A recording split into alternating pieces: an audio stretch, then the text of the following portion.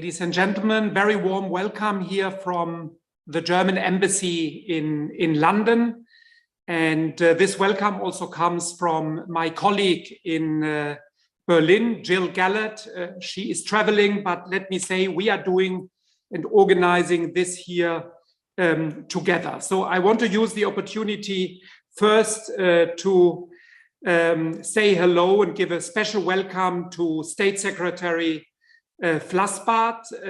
Lieber Jochen, herzlich willkommen hier bei unserem Webinar. Also to Jonathan Black, the British G7 Sherpa, and Ms. Ying Ye from Allianz, and also Kate Hampton, who is going to be our moderator. And let me only briefly explain for all those who are online that this is the second in a series of 4 events we are organizing in connection with the G7 presidency of Germany. You might have seen that in 10 days' time, we are going to have the G7 summit in Elmau, and obviously the issue of climate will be also on the forefront of this summit. But then we already look a little bit beyond towards November, COP27.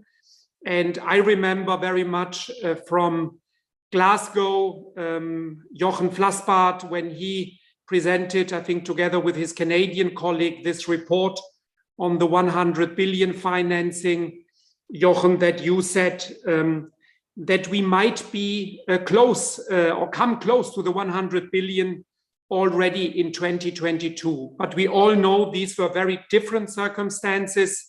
If I look at the international agenda, also on Elmau, despite climate being at one of the key topics, we will have food security, we are going to have energy security, Ukraine, many things which are impacting obviously also the current climate agenda. So I'm very keen to hear from all of you how you see the current state of the debate and what we can expect not only from G7 Elmau, but I think beyond also towards COP27.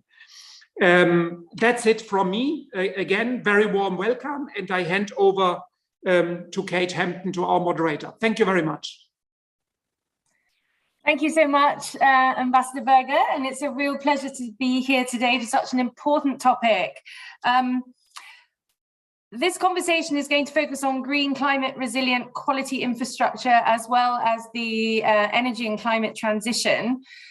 We all know that finance is crucial, and in fact, it was perhaps the defining topic at the end of COP26 was reaching agreement on elements of the finance package. Lots of promises have been made, including by the G7 at the end of last year, to mobilize trillions. We know we need 4 trillion a year out to 2050. 3 trillion is going to be needed in developing countries. Outside China at the moment, we have less than 300 billion being mobilized today. The IPCC has been very clear about the scale and the urgency that's required. We're going to need much more cooperation, as well as significant reform of the international financial system. Incremental tweaks are no longer going to be adequate given the crisis that we face, and we need so much more political urgency to mobilize these trillions. So, given the Russian war in Ukraine, we now see the after effects of COVID, pandemic and response conspiring with conflict and climate to drive millions more people into poverty and increase malnutrition. We also need a significant transition in the food system away from fossil fuels as a basis for agricultural production, putting health and nutrition at the heart of the transition. And so I really want to thank the German G7 presidency for taking a look at both climate and food alongside the nature crisis. I'm going to bring in a number of stakeholders today, and there's also an opportunity for a lot of audience participation through the Q&A function. You can vote for your favorite questions at that point in the discussion. So the most popular questions will rise to the top. But I'm now going to introduce my speakers. We have Jochen Flashbart. Ambassador Berger has already introduced our speakers today, but I think most of you know Jochen as the State Secretary for the German Federal Ministry of Economic Cooperation and Development. We have Jonathan Black, the UK G20 and G7 Sherpa, who I know many in the audience have interacted with over the last couple of years from the UK Cabinet Office. And I'm also really excited to have Ying Ye, who's the Chief Investment Officer at Allianz, because it's absolutely crucial that we talk about public capital in the context of leveraging private capital. So I'm going to let each speaker make 5 minutes of remarks, and then hopefully we'll have a decent time for discussion and audience participation. Over to you, State Secretary Flashbart. Thanks a lot, Kate. Good to see you also. Good to see my colleague and friend Miguel Berger now in London, and also hi to Zheng Ji and Jonathan Black. Thanks at the outset to the British Embassy here in Berlin and to the German Embassy in London, to E3G for organizing this very important event. And I mean, shifting the trillions is so much needed to solve all the problems we have out there, that we really need to get seriously into a discussion how we can catch up. And as Miguel mentioned, last year in my former capacity as State Secretary in the Ministry for Environment, I followed the request of Alok Sharma to work on a delivery plan, not for the trillions, but for the billions. So 100 billions pledged in Copenhagen, together with my dear colleague Jonathan Wilkinson from Canada. And I didn't know in what endeavor Alok brought me there, but I also got some insights, and that is what I wanted to share with you.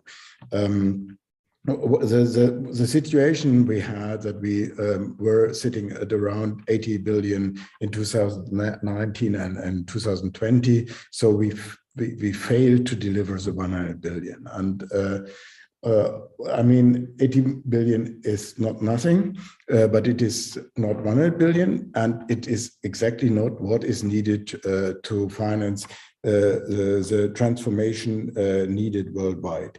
Let me just share a few thoughts about what I learned there and what we might together learn for the trillions. What we need for mitigation, climate mitigation, we also need for infrastructure in developing countries in general, in the health sector, in the building sector, in housing, in mobility, and we all know that the billions will not be sufficient. And we also all know, or should know and realize, this will not be solved with budgetary money. It's impossible. It was already impossible in the past, and in the situation we are facing now, it's even more impossible. Public budgets are under threat all over the world in the classic donor countries. From my office here, I have the direct view to the Minister for Finance opposite this building. And I mean, these ministers for finance, they are not bad guys. It's also part of sustainability that we do get our public budgets in order. And after the COVID crisis, we are now sitting in the Russian war against Ukraine crisis, and that is all putting another pressure on the budgets. And therefore, we need to be smarter. We need to make more out of what we have, and maybe in some countries we will even have less. And we saw some classic donor countries reducing their contributions, and again, not driven by a bad attitude, because they are under pressure themselves. So what we need is to get the private sector in. That was my what I learned from the 100 billion, and that applies also for all the other sectors. And there are some some obstacles that we need to get away. One example is the leverage factor. We estimated in the past for the climate finance was in reality much lower than we expected. So we need to get the leverage factor up, and that is basically de-risking investments in developing countries, and that can be done by, for example, public guarantees, but also other instruments from states and governments. And so this does not only apply for climate, also for all the other infrastructure or many other infrastructure investments. These are instruments at hand, but there are also parts that will never be accessible for private investments, or where we cannot solve the problems just by private investment. For example, adaptation.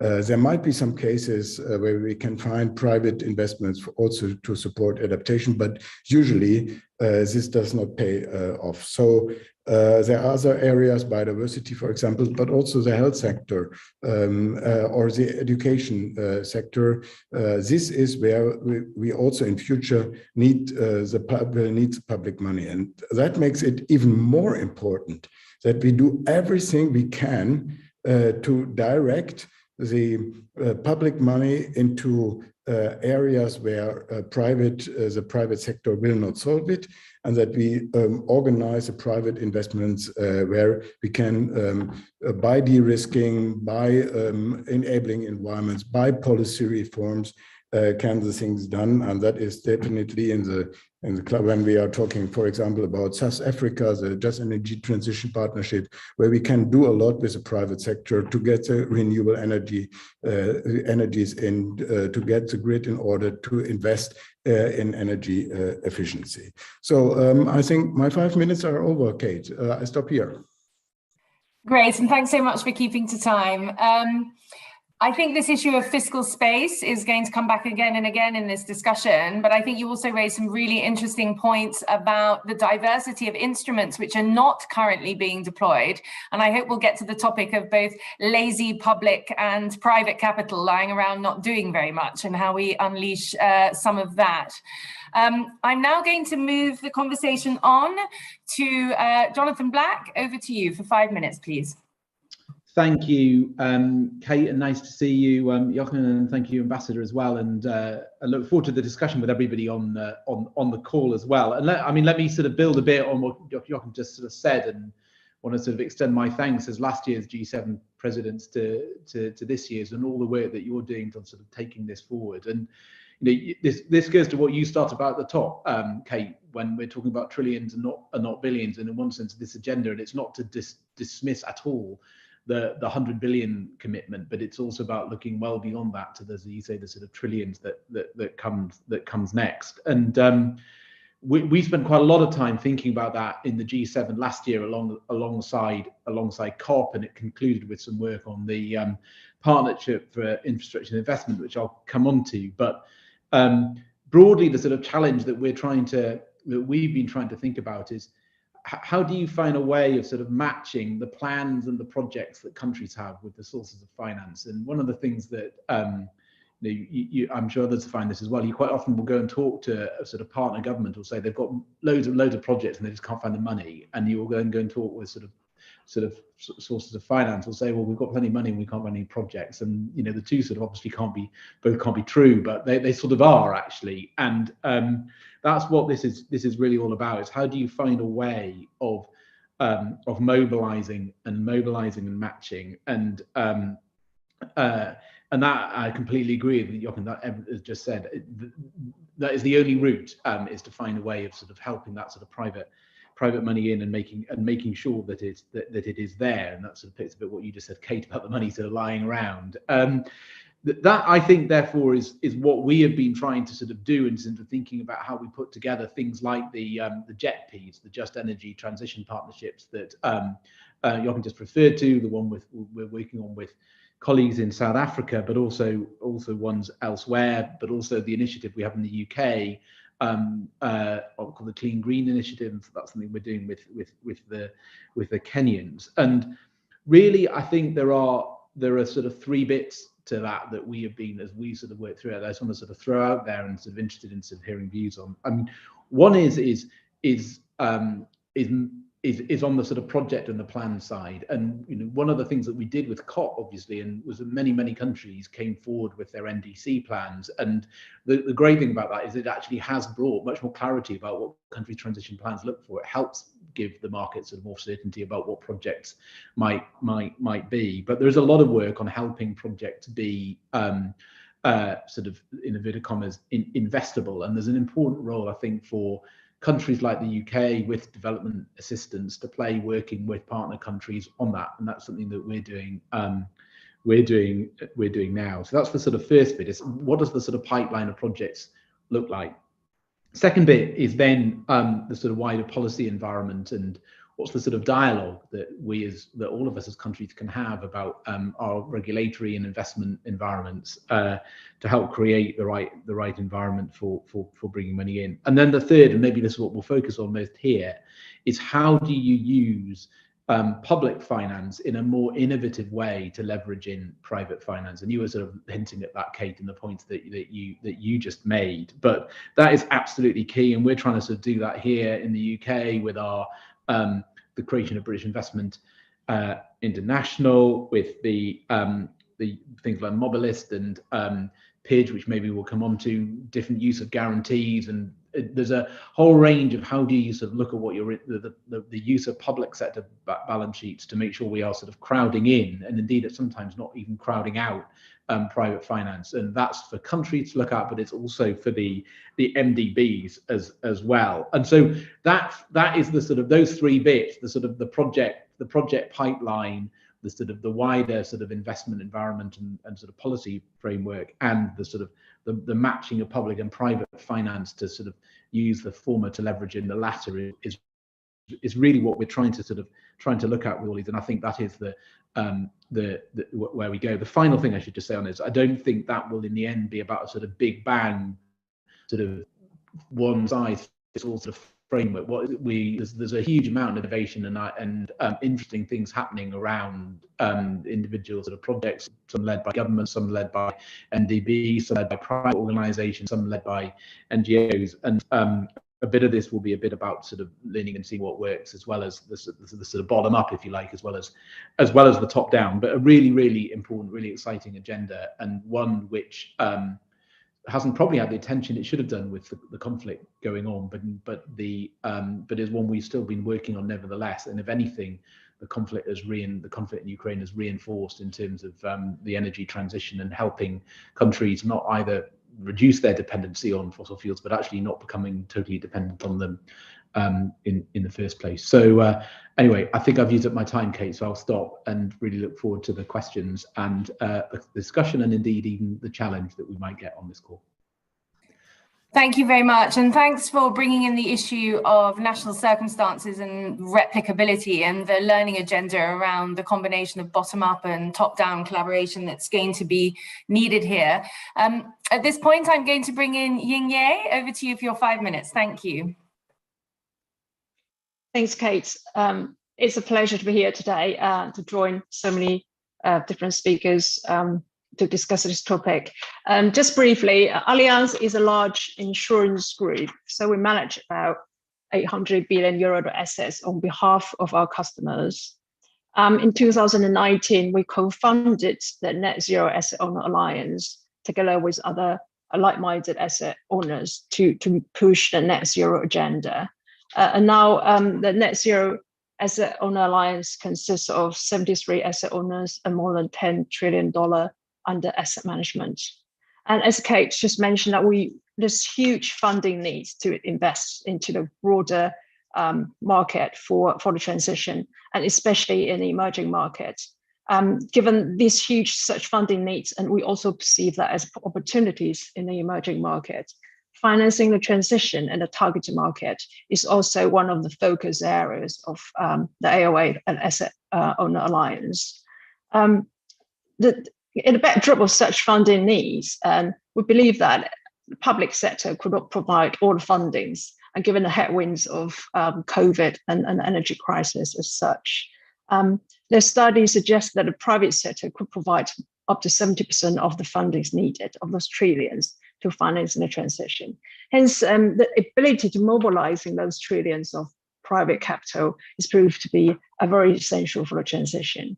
In Allianz, we have good experience working with some DFIs and MDBs on some blended finance vehicles to support the transition in the developing world already.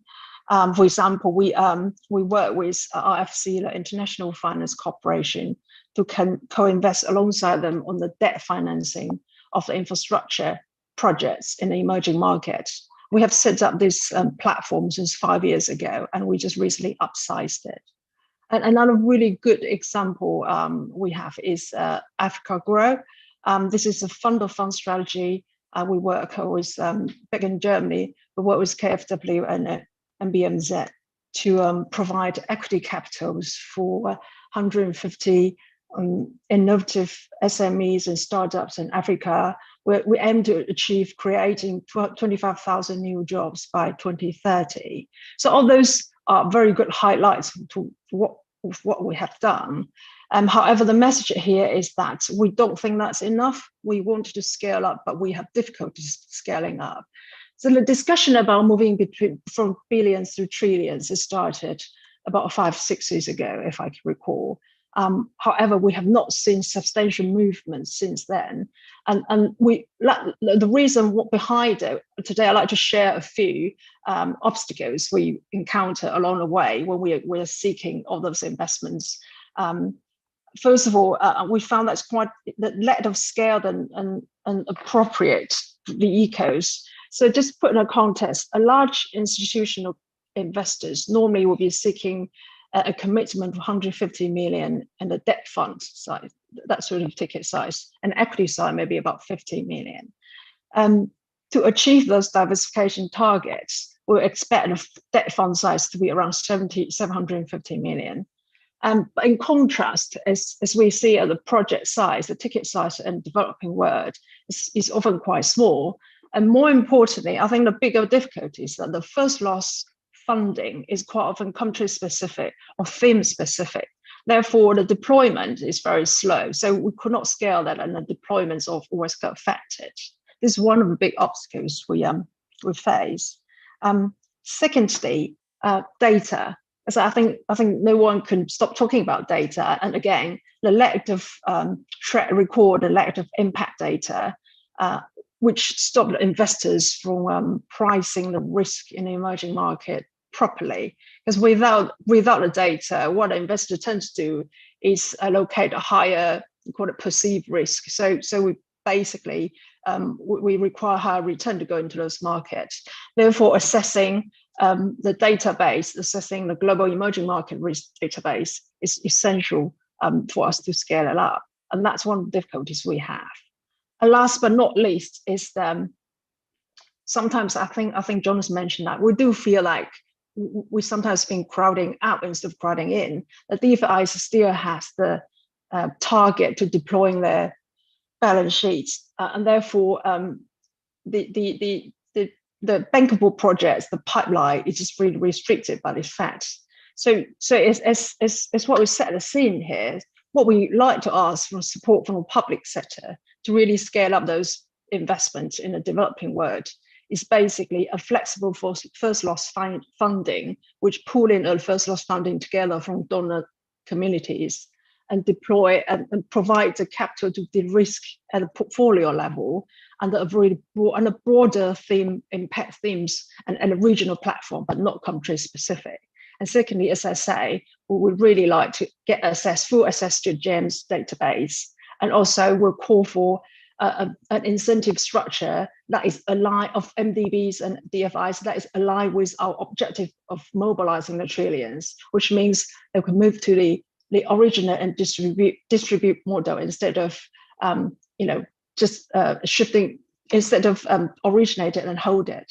So that's the three big asks actually we like to put through to our other two speakers from the public sector today.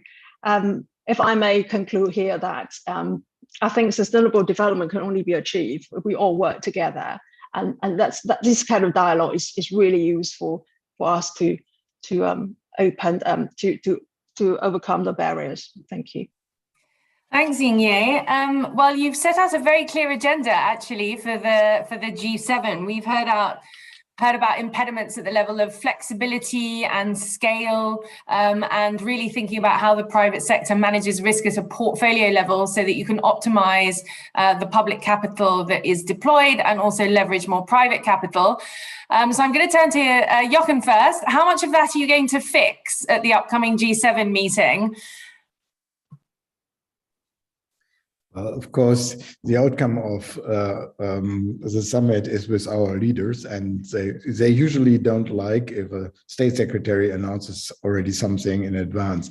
But I think what I can say is we worked hard on this issue, and here again, thanks to our UK friends, apart from the climate track with the Partnership for Infrastructure and Investment, UK kicked off under their presidency, is something we continue to work on. It's of highest importance for Olaf Scholz, our Chancellor, and it will be definitely addressed in the ELMA outcome. We had it as at our development ministers meeting here in Berlin as an issue, and I think to look more precisely into the pipeline of projects, demand-driven in our partner countries, is the first step we need to do, so that we can clarify which kind of infrastructure investments do need public support. And there I agree with Ying-Ye. There are a lot of instruments. I mentioned the guarantees, but also the first losses, and we highlighted some of the first losses approaches in Glasgow at the climate COP with partners. So these are all instruments we need to use much better. And maybe one last part, and it will also enter into the ELMA summit, is the collaboration we exercised with the JETPs. And for me, this is a masterpiece. I've never experienced such a good collaboration between donors when it came to the South African JETP issue. It was done in between a couple of months. Usually it takes years. And we were very well coordinated among the donors. And we did it on equal footing with South Africa, and I think that is one key for successes in joint investments in the future. Thank you very much. And I think all of the speakers talked about the chicken and egg problem of getting more pipeline moving without the ambition in terms of the supply of capital, but also getting the levels of capital up without really good pipeline. And obviously the JETPs do provide that sense of vision and ambition and scale. But as Ying-Ye mentioned, that a lot of that's happening at national level with very painstaking diplomatic negotiations on a country by country basis. So Jonathan, I'm just going to ask you a question that obviously brings into sharp focus the multilateral and regional development banks, which are also sitting on a lot of capital that's doing next to nothing at the moment, very low risk, very mature technologies, mostly debt. And I would say the shareholders appear to be a little bit asleep at the wheel in terms of solving some of the problems we've heard about using capital that's already there. Yeah, I mean, let me come specifically to the MDB point, but can I just sort of pick up the sort of the slightly broader, the sort of broader point you also made, Kate, about this being to different country by country and and all of that, because it is absolutely right, and it's why I was making the point about top down and bottom up. And I noticed that Glenn in the chat has sort of asked about the sort of the challenges that JETPs have faced, and I completely agree with Jochen's sort of optimism about them, by the way. But also I do take the point that Glenn has made about some of the challenges with them. I do though think the basic model is the right one. And the insight there is that you have a country with a set of plans that it has brought forward for itself, I mean, that has been hugely challenging in South Africa, given, you know, some of the complications around their coal transition, but it's nevertheless a South African plan, and donors and partners have worked with them on it. And there's no substitute for that, and they will look different country by country. I mean, we're doing some work, for example, with Kenya, which is got a slightly different model because it just suits that. And so I think you will get a very mixed economy, but I do think the basic model of the JETPs is the right one, and you know, you will learn as well as we go along. That's the whole point from them. Onto the direct point about the MDBs, Kate. I mean, I think you are. I mean, I basically agree with quite a lot of your insight, and also I think a point that Hans Peter has made about the sort of about the sort of immediate sources of finance. And I think there is a question for the shareholders to ask collectively about the messages that we send to the institutions about risk that we want them are willing to them to take, but also for the institution to ask for themselves about the level of risk that they're prepared to take. And it goes into the crowding out and crowding in point, which is, I think that, and the other question asked about this, about blended finance, I mean, it has been around for years, but I still actually think there's quite a long way to go in how that works in practice, and with some of our public sector instruments being comfortable with the idea of, in effect, being primers for, and sort of loss leaders for, or whatever, not loss leaders for, or first loss devices for, bringing in private finance and carrying a different type of risk. I think that is where a lot of this will sit as an answer. I don't think it'll be one size fit all. It'll be different and all of that lot. But you have touched on, I think, an important point about sort of basic sort of instinct that still exists in quite a lot of the public instruments that we need to work at, as well as all the other issues on the private side. Thank you. And I'd like to bring in, we'll come back to some of these issues again, but Yinye, I'd like to bring you in here. So everybody talked about the wall of capital that was available at COP26 or from GFANZ. And I know within that group, the Asset Owners Alliance has been staking its ground on a higher ambition level than some of your colleagues in the financial sector. But don't we have a fundamental problem that the private sector is sitting around doing the easy things like refinancing European wind farms rather than going out and helping generate this pipeline and looking for returns? I mean, there's quite a lot of money sitting around doing not very much in very low yield investments. So what is it that is missing in terms of the private sector? First loss is obviously going to help, but surely there's a responsibility on the private sector to start looking at its own investments and not just looking at the easy decarbonisation route, but really looking for emerging and development market investments. Yes, Kate, I think that's a really good question. I think that as a private sector, one of the issues we have is that we do have fiduciary duties to fulfill. For example, as an insurer ourselves, we operate under a regulatory framework that only allow us to take certain risk among a risk spectrum, certain part of that. A very, very simple example is that we are predominantly fixed income investors, and with really strong focus in investment grade. But of 141 low and middle income countries, 88% are non-investment grade. So the risk return profile and associated with investments in such country are quite often really difficult for the insurance portfolio. And now let's just set the scene. Now back to your question about we should be more on the ground, which I agree. And that's what actually we are already discussing internally, discussing with other asset owners, how we should do that, to looking forward, more leaning forward to go more on the ground, to start to get involved earlier in the whole value chain in project origination. But in that front, I think we do need support. We also need support from public sector in terms of a good policy environment, for example, tax and enabling regulatory environment for us to do that. So that's a good point taken. But on the other hand, we just want to highlight that as a private sector, we do have our different boxes to tick to pump in the capital. Thanks, Yingye. And I see a comment in the chat from Yvonne Bloss talking about, we've talked a lot about the public and the private sector, but we haven't talked about other dimensions of civil society taking part in what is a whole of society, very complex transformation process at the local and country level. So I just wanted to know if any of the speakers wanted to come in on how to characterize the role of civil society, of trades unions, of NGOs, of subnational governments as well, in particular cities and others in this mix. Are they adequately engaged? What do the public and private sector need to do to leverage those players as well? Does anyone want to answer that question?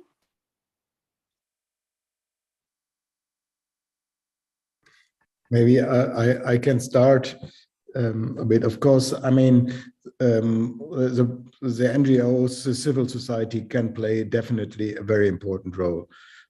First of all, because they are part of the overall societal debate, and we need to have clear targets. Where do we want to go? And in this debate, NGOs, I'm coming from this camp, so I know what I'm talking about. They can guide societies. They can play also the role of watchdogs.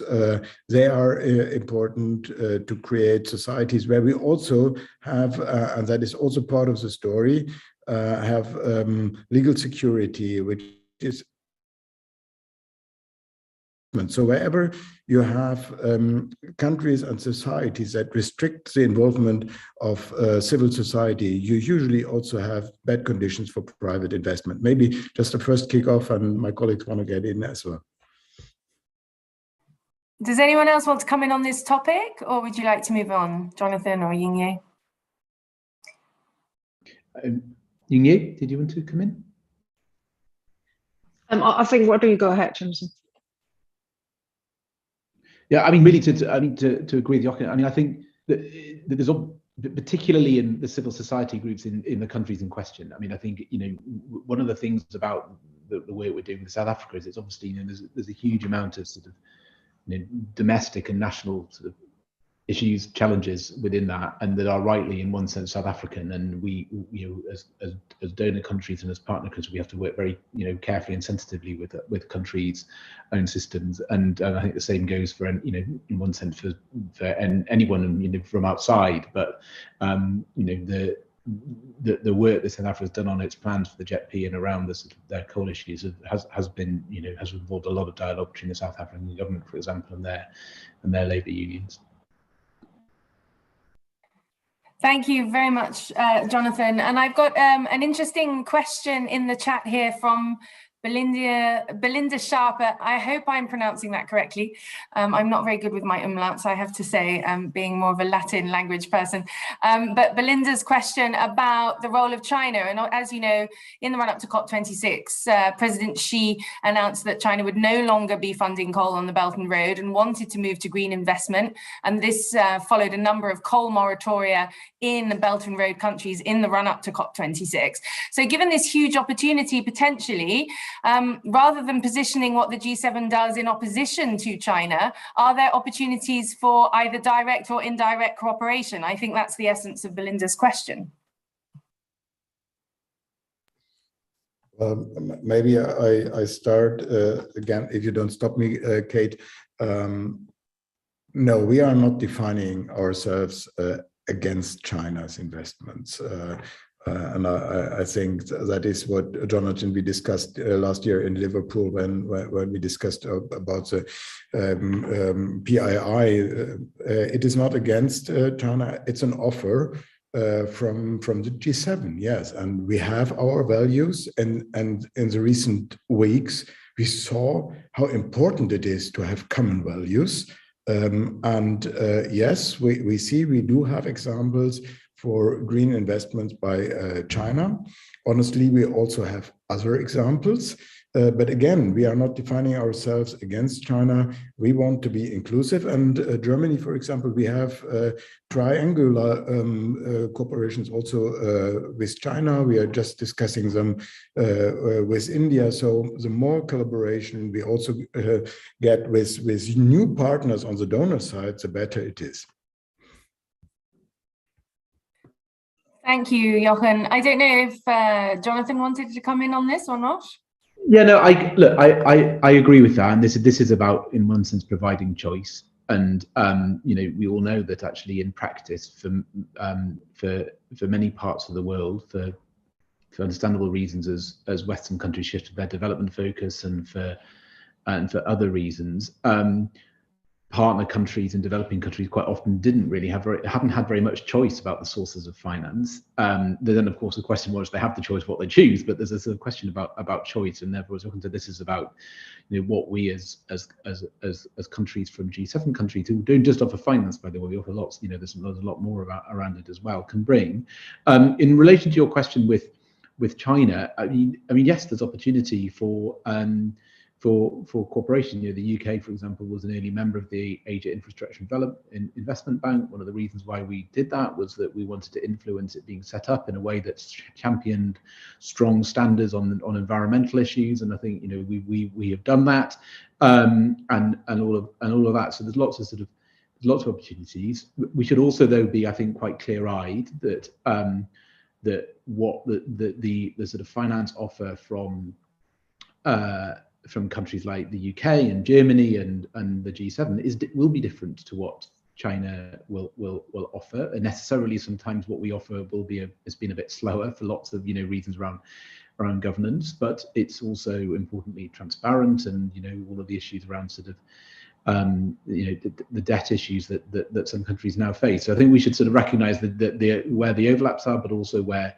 the differences are. And there's a lot of investment to be done out there. I mean, I mentioned before the work we were just doing in Kenya, and if you go to Nairobi now, you can whiz into the centre of Nairobi on a Chinese financed motorway, but you will also go to the centre of Nairobi and see a huge project beginning for the redevelopment of its railway centre that's British, a British partnership, and that's good. Thanks. Thank you very much. And we've got a question in the chat from Stefan Bauer. And of course, Yingye, if you wanted to come in on that question about the Belt and Road, do feel free to do so. Stefan Bauer is asking a question about fossil fuel subsidies and as a means to free up budget space, but also incentivize the kind of enabling environment that I think Jochen was talking about at the beginning. And I'm just wondering, in the current context, given everything that's been happening around discussions around African gas infrastructure, there's both the issue of domestic subsidies, but also the issue of overseas fossil fuel subsidies. So does anyone want to come in on that topic?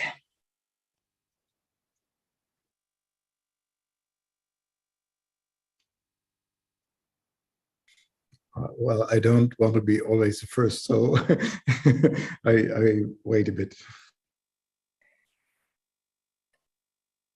Yingye, subsidies, overseas and domestic subsidies. What signal does that send to the private sector, and do you have views on that topic?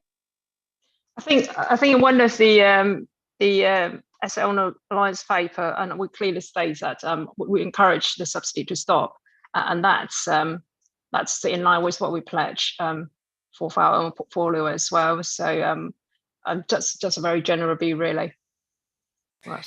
And the Alliance has also got quite strong views on carbon pricing, I seem to recall as well, yes, which is the other side of the subsidy argument. Do you want to share those?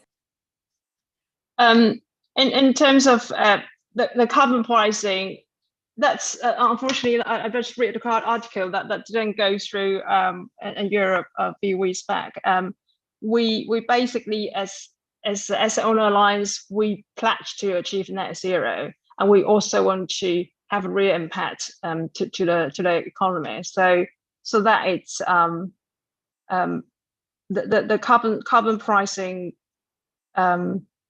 It's something we think it would be one of the approach, one of the way to achieve what we targeted. Maybe I can come in on. I agree to what Yingyi just said, and of course the subsidies fossil subsidies are toxic for the low carbon development. It's so obvious, and so we have some previous commitments from the G7, also first ones from the G20, not as strict as the ones from G7, but of course we have to get rid of fossil subsidies or non-SDG inlined subsidies, to say it a little bit broader. And this fits very much to a point I just want to make, is we also have to lower the need for finance. And I mean, if you are subsidizing fossil fuels, then it is obvious that you have to even further subsidize the renewables. So, and that immediately, if you reduce the subsidies, reduces also the amount of public finance or private finance, or make it more attractive for the private sector to come in. Thanks, Jochen. Jonathan, did you want to come in on this issue of fossil fuel subsidies or carbon pricing in relation to the topics that we're talking about? I mean, Jochen's covered the point on subsidies well, so I don't think particularly anything to add. The carbon pricing question is obviously it's obviously a slightly different one, and it's one we could probably spend the whole of this seminar talking about. I mean, the only bit I would just link back to the point I made at the beginning when I sort of said you've got this sort of three pillars. The sort of policy framework and regulatory environment's a really important part of all of this, and particularly in terms of providing certainty for investors. And I think there's a really interesting set of partnerships that you can look at with countries as we sort of look to develop those things, and as countries develop their own sort of carbon frameworks. And we've all of done, many of us in the sort of West have done this quite recently. It's all quite fresh and new, but so we've learned as we've gone along, and I think we can share some of that experience with countries as they look to sort of put in place their own energy frameworks. And it's I think sometimes people quite often say there's a huge there's much more diversity in countries, particularly in emerging markets, about the type of policy frameworks they've got in place on their carbon transition than I think we sometimes realise. And I think that's a good thing. It points to the fact that the solutions are therefore going to be different country by country, but it does mean this thing about sharing, about how we sort of learn from each other's policies, but also about how these different carbon markets interact is going to be a really, really big issue. It's sort of separate a bit from what we're talking about today, but I think it's a really, really big issue. It is and it isn't. I'm going to put this question to Jochen about climate clubs, because I think the domestic and international enabling environments do intersect, even though they are in a way different topics, but they do significantly intersect for the reasons that all three of you have just pointed out. Jochen, how does the climate club initiative play into this? All this is highly interlinked. If you start to create carbon markets, and if you start with a low carbon pricing, as we had it for a long time, if you ask me, for a too long time in the EU, then it doesn't so much influence the competitiveness of your industries. Once you get higher in the carbon prices, then it is a serious issue. And with the reforms we did inside the EU on the Green Deal, you saw the carbon price climbing up month by month, and then it becomes an issue of competitiveness. We want to move, for example, our steel industry in the right low carbon direction, but we don't want to lose them. And as steel has at every minute more or less the same price everywhere at the world, you need to have similar cost blocks, and that was the idea of the climate club, very much linked to the carbon border adjustment mechanism. That is the way to protect your economy, but to make it more inclusive. It's an offer to say, well, once we are talking about level playing field on carbon pricing, on regulation, then we could avoid using the CBAM. And again, this is linked to the JET piece. For example, when I discussed it in New Delhi with my Indian colleagues, they have indicated some openness for a climate club. But what they said is to transform our industry in India we are not ready for a climate club without support by the G7 or other donors. So, and that brings us back to the JETPs. JETP is an instrument of support, and that can fit into a climate club if it is done in a smart way to allow partners to follow us on this track. Thanks, Jochen. I'd like to come back to Jonathan and Ying on this. So obviously, we've mentioned alternative instruments to just debt, and the UK has been doing a lot of work specifically on guarantees. But of course, if you're providing a guarantee, you also want to know the policy environment that you're guaranteeing. So can you talk a little bit about the circumstances under which scalable guarantees might be provided, Jonathan? And then Ying, from a private sector perspective, how would this help you, and how would these need to be designed to actually make a material change in the level of capital that you're willing to deploy? Yeah, I mean, and it is something we've been looking at very hard. And traditionally, actually, the UK's development finance has been very heavily grant-based, and has not made such wider use of some of these instruments. And obviously, there's been sort of good reasons for some of that, particularly in terms of, how it could provide support for more sort of, education and sort of, and those sorts of things. But more on the economic side, I mean, it is my view, government's view, but it's also my personal view that we have not been innovative enough in the UK, and therefore I think some of these guarantee ideas are important. They you asked about the policy environment. It's why I sort of reinforce what I was saying about it being key. I mean, the guarantees that we're looking at, and ones we do sort of can come in a number of forms and can go in a number of places. I mean, there's obviously a set of guarantees or that you could look at sovereign to sovereign. And that's been one area that we have been looking at.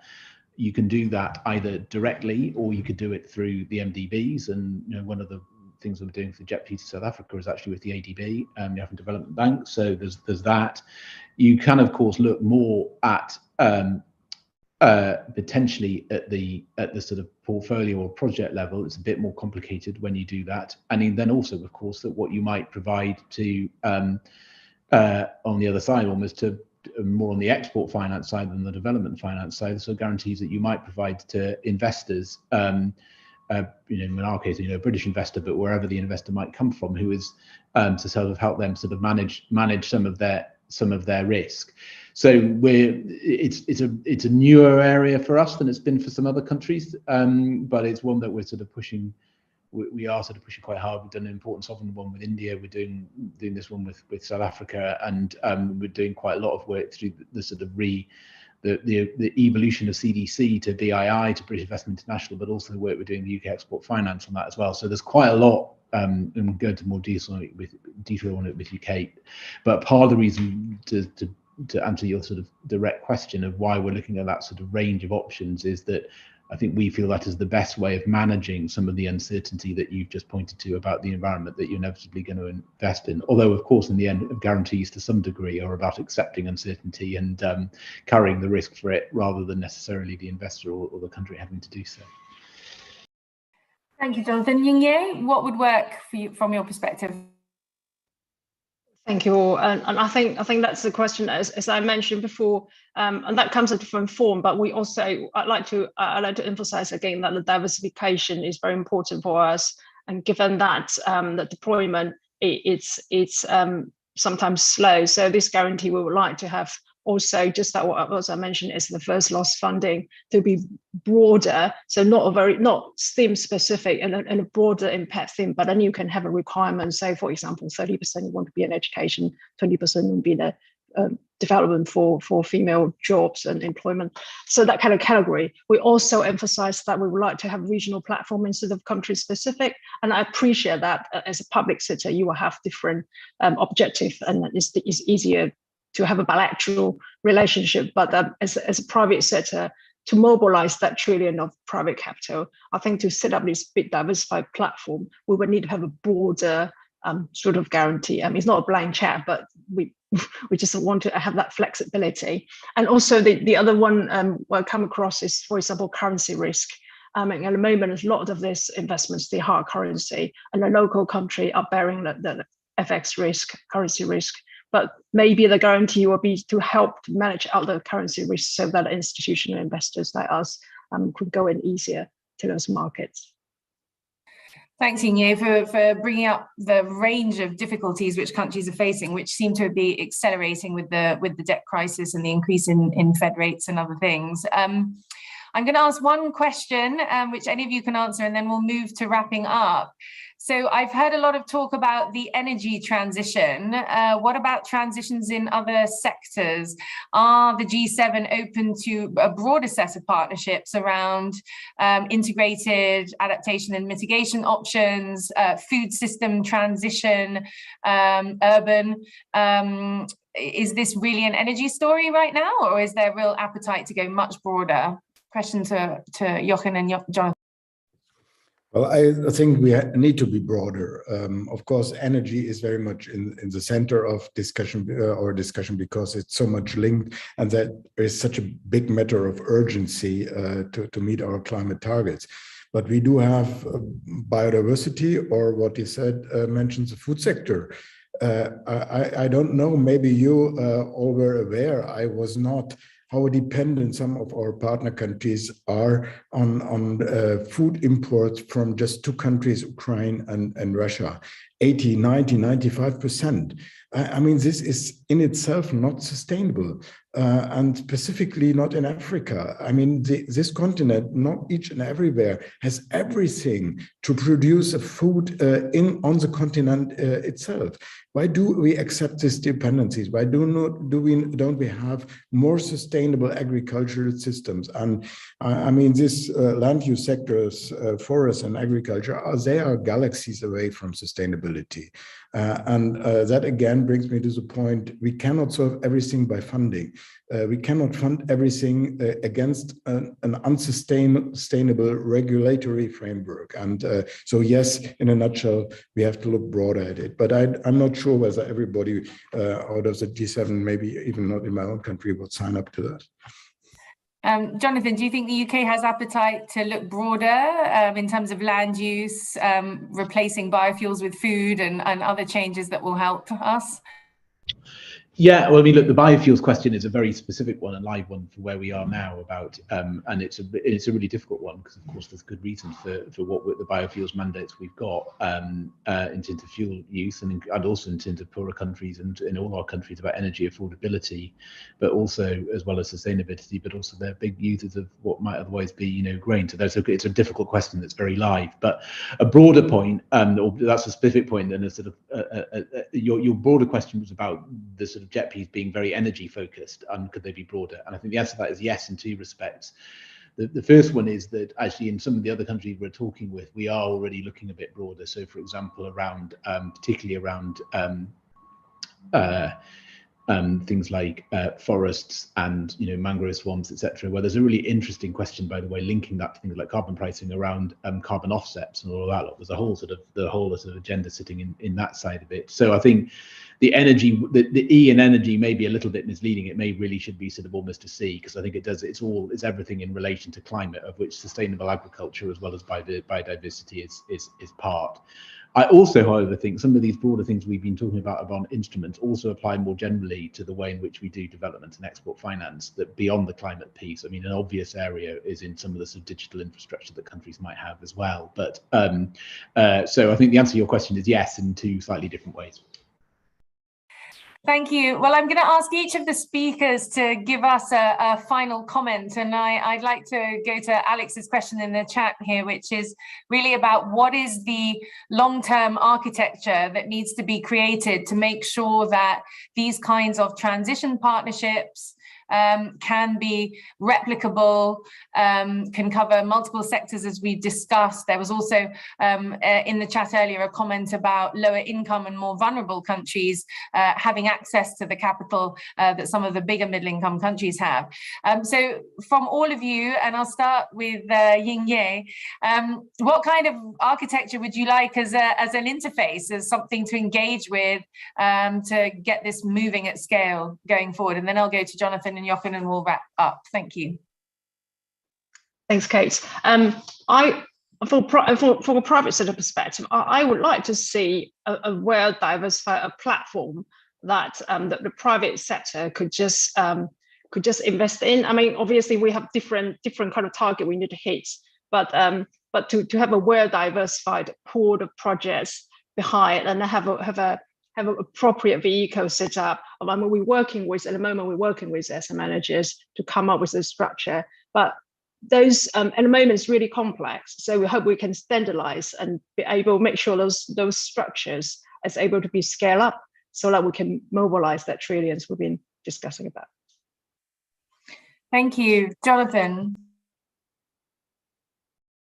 Thank you. I mean, you just mentioned, before I sort of do that sort of broader point on the architecture, you mentioned the sort of lowest income countries. I think it's really important because this has so far been easier for mitigation than it has been for adaptation finance, and that is just, I just sort of say it as a challenge, if you like, that we're very alive to. Secondly, but also on your sort of wider question about the architecture, I mean, the honest answer to sort of Alex's questions, I don't know where this sort of goes. In one sense, you know, let's see. And I instinctively worried about too much rigidity in what is quite a complex space. But I think the point that Inge made is very important around having some degree of sort of consistency and predictability for the market. And I hope where we can end up, and I think there's a really, really important role for the MDBs in this if we can get it right, having sort of made some sort of critical points of them in some spaces, around this idea of a sort of what a sort of modern country platform partnership concept looks like. I mean, country platforms, you know, not a new idea, they've been around for a while, but I think there's something very powerful in them, particularly where they're clearly country owned, about that can act as the thing that brings together, as I say, the right dialogue on the policy framework, a way of matching projects with the money, and then a way of using public money to bring in the private money, and to have that as the device.